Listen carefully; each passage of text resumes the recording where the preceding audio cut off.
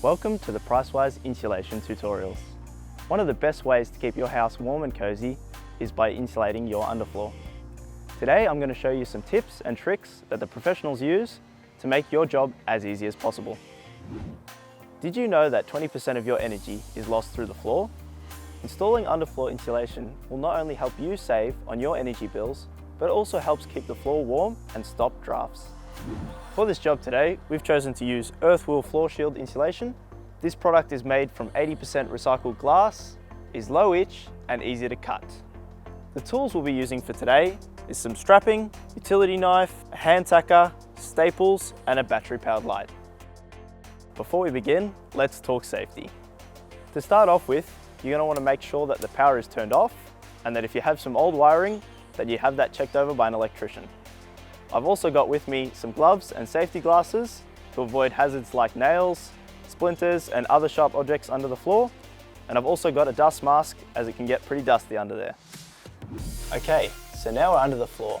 And as you can see, our access is quite tight. This brings us to our first recommendation, which is to work in pairs. This allows you to get your stock in quickly and also helps you get the job done a lot faster. Our next tip would be to start at the back of the house and work your way towards the entrance, because there's nothing worse than running out of stock and having to crawl all the way out again.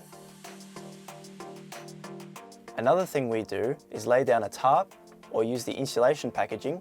This helps prevent our workspace and insulation from getting too dusty.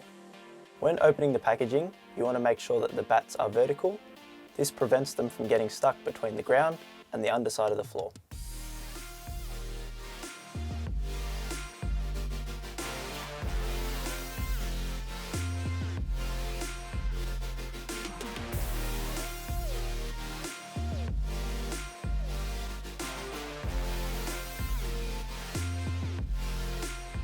Finally, once you've completed a section, you'll want to install the strapping before moving on to the next area.